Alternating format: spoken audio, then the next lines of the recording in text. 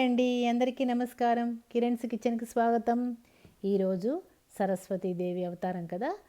నేను ఈరోజు ప్రసాదానికి సగ్గుబియ్యం పాయసం, పెరుగన్నం తయారు చేశానండి. నేను అవి ఎలా తయారు చేశానో మీకు ఇప్పుడు చూపిస్తాను. నేను వివరాలని డిస్క్రిప్షన్ బాక్స్లో కూడా ఇస్తాను, చూడండి. ముందుగా సాబుదానా అంటే మన సగ్గుబియ్యం తీసుకొని బాగా కడగాలండి. దాని చుట్టూ మట్టి ఎక్కువ ఉంటుంది. అవి తయారు చేయడంలో బాగా మట్టి ఎక్కువ పట్టేస్తుందన్నమాట. వైట్ స్టార్చ్ కూడా ఎక్కువ ఉంటుందండి. అందుకని 2-3 సార్లు నీళ్లు పోసి బాగా చిదిమి కడగాలి. కడిగిన తర్వాత వైట్గా మళ్ళీ నీళ్లు పోస్తే నీళ్లు బాగా కనిపించేలాగా కడగాలన్నమాట. ఆ తర్వాత పాలు పోసి దాని లెవెల్ కంటే, మన సగ్గుబియ్యం లెవెల్ కంటే కొద్దిగా పైకి లెవెల్కి, ఎక్కువ పోయకూడదండి. చిపచిపా అయిపోయి అతుక్కుపోతుంది అనమాట పాయసం చేసినప్పుడు. అందుకని కొద్దిగా లెవెల్కి పోసి పాలు పోసి 2 అవర్స్ బాగా నానపెట్టాలండి. 2 అవర్స్ బాగా నానిన తర్వాత చూసారా, వైట్గా ముత్యాలలాగా చాలా బాగున్నాయండి చూడడానికి. దీంతో పాయసం చేస్తాం ఇప్పుడు. ఇంత బాగా 2 గంటలు బాగా పాలలో నానాయంటే త్వరగా ఉడికిపోతాయి అన్నమాట. పాయసం త్వరగా బాగా వచ్చేస్తుంది. టేస్ట్ కూడా చాలా బాగుంటుందండి. బాగా వేడి చేసినప్పుడు ఇది మంచి ఆహారము. ప్లస్ ఎనర్జీ లెవెల్స్, మీరు ఎక్కడన్నా ఎండాకాలంలో కానీ ఎప్పుడన్నా బయటికి వెళ్ళి వచ్చినప్పుడు నీరసంగా అట్లా ఉందనిపిస్తే సగ్గుబియ్యం జావ కానీ పాయసం కానీ ఎట్లయినా సగ్గుబియ్యంతో ఏదైనా చేసుకుని తింటే మీకు ఎనర్జీ లెవెల్స్ ఇమ్మీడియట్గా పెరుగుతాయన్నమాట. సగ్గుబియ్యంలో ఆ ఒక గుణం ఉందన్నమాట. దాంతో పాయసం చాలా ఈజీగా తయారు చేసుకోవచ్చండి. చూడండి ఎలా తయారు చేద్దామో. నేను ఒక 100 గ్రామ్స్ సగ్గుబియ్యం తీసుకున్నాను. 1/2 లీటర్ నుంచి 3/4 లీటర్ మిల్క్ తీసుకున్నానండి. ఒక 250 ml అవి నానపెట్టాను. తర్వాత మిగిలిన 1/2 లీటర్ ఇప్పుడు మనం పాయసానికి వాడదాం. సో 1/2 లీటర్ పాలు, థిక్ మిల్క్ తీసుకున్నాను. అడుగు మందంగా ఉండే గిన్నెలో థిక్ మిల్క్ పోసేసి గ్యాస్ వెలిగించి సిమ్లో పెట్టి బాగా బాయిల్ అవ్వనివ్వండి. సిమ్లో పెట్టి బాగా 2-3 సార్లు మీగడ వచ్చే వరకు బాగా బాయిల్ చేసుకుంటే సరిపోతుందండి. అప్పుడు మనం పెట్టుకున్న సగ్గుబియ్యం, నానపెట్టి పెట్టుకున్న సగ్గుబియ్యం వేసేసి బాగా ఉడకనివ్వాలి. సిమ్లోనే పెట్టి బాగా ఉడికించుకోండి. తెల్లగా చాలా చక్కగా వస్తుందండి. త్వరగానే ఒక 10 మినిట్స్లో బాగా ఉడికిపోతాయి. అవి కూడా పాలల్లో నానున్నాయి కాబట్టి ఫాస్ట్గా ఉడికితే టేస్ట్ చాలా ఎన్హాన్స్ అవుతుందండి. అందుకని పాలలో నానపెట్టుకోవాలి వాటిని.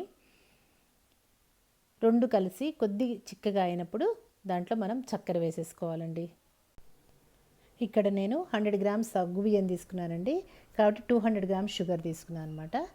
వేసేసి గ్యాస్ సిమ్లో పెట్టి బాగా 5-10 నిమిషాల పాటు సన్నగా ఉడికించాలండి. నానున్నాయి కాబట్టి సగ్గుబియ్యం త్వరగా ఉడికిపోతాయి. చూసారా, బాగా దగ్గరగా చిక్కబడిపోయింది కదా. అలా పట్టుకొని చూస్తే బాగా ఉడికిపోయినాయి. అంతేనండి, మన సగ్గుబియ్యం పాయసం రెడీ అయిపోయినట్టే. గ్యాస్ ఆఫ్ చేసేసుకొని దాన్ని కొద్దిగా చల్లారనిద్దాం. ఈ లోపలగా ఒక చిన్న ప్యాన్ తీసుకొని 1 స్పూన్ నెయ్యి వేసి జీడిపప్పు, బాదం పప్పు, సన్నగా తరుక్కున్న బాదం పప్పు 2 వేయించి పెట్టుకోవాలండి మన పాయసంలో కలుపుకోవడానికి. పిస్తా కూడా సన్నగా తరిగి పెట్టుకోవాలి. కొద్దిగా యాలకుల పొడి అన్నీ రెడీ చేసేసుకొని ఇది కాగంగానే ఈ కాగినవి దాంట్లో వేసేసుకొని మన జీడిపప్పు అవి దాంట్లో వేసేసుకున్నాం కదా, పాయసంలో వేసేసుకున్నాము. దీంట్లోనే కొద్దిగా ఒక 3 స్పూన్ల పాలు వేసి దాంట్లో అవి కొద్దిగా వేడెక్కిన తర్వాత కొద్దిగా సాఫ్రాన్ అంటే కుంకుమ పువ్వు అండి కొద్దిగా వేసేసుకొని అది కొద్ది కలర్ మారంగానే గ్యాస్ ఆఫ్ చేసుకొని మన పాయసంలో అన్నీ వేసి కలిపేసుకోవడమే, ఇంకేం లేదండి. కుంకుమ పువ్వు వేయడం వల్ల మంచి వాసన, టేస్ట్ చాలా బాగుంటాయండి. వేసేసి క్యాష్యూస్, జీడిపప్పు, బాదం పప్పు, పిస్తా అన్నీ వేసి కలిపి సర్వ్ చేసుకోవడమేనండి. అంతే, ఎంతో ఈజీగా మన సగ్గుబియ్య పాయసం రెడీ అయిపోయింది. దాంట్లో కొద్దిగా యాలకుల పొడి వేసి కలిపేసేసుకొని గిన్నెలో తీసుకొని నైవేద్యం పెట్టేసుకుందాం. అంతేనండి. తర్వాత పెరుగన్నం మీకు అందరికీ తెలుసు, కానీ నేను ఎలా చేస్తానో చూపిస్తానండి. అన్నం మామూలుగా వండుకుంటాం కదా, కింద నుంచి తీసుకుంటే మెత్తగా ఉంటుంది కదా అన్నం. మెత్తటి అన్నం చేస్తేనే పెరుగన్నానికి చాలా బాగుంటుందండి. మెత్తటి అన్నం తీసుకొని అది కొద్దిగా చల్లారేలోగా మనం తిరగమాత వేసుకున్నామండి. కొద్దిగా వేరుశనగపప్పు, ఇది ఆప్షన్, మీ ఇష్టం, వేసుకుంటే వేసుకోవచ్చు లేదంటే లేదు. జీలకర్ర, ఆవాలు అల్లం, పచ్చిమిరపకాయలు, కరివేపాకు, ఇవి చాలు. ఇష్టం ఉన్న వాళ్ళు శనగపప్పు, వేరుశనగపప్పు కూడా అంటే పీనట్స్ వేసుకోవచ్చు.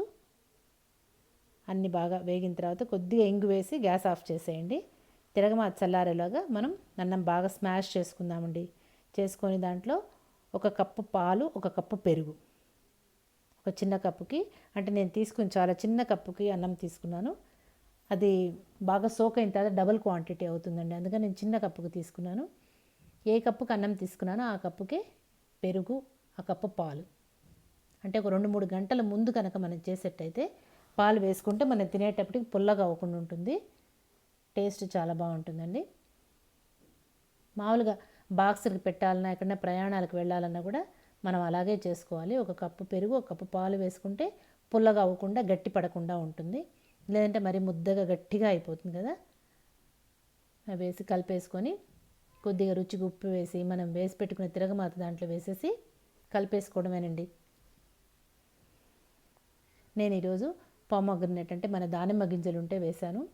ఇష్టం ఉన్న వాళ్ళు మన కుకుంబర్ ఉంటుంది కదా, కీరా కుకుంబర్, సలాడ్ కుకుంబర్, దాన్ని గ్రేట్ చేసి వేసుకోవచ్చు. క్యారెట్ గ్రేట్ చేసి వేసుకోవచ్చు.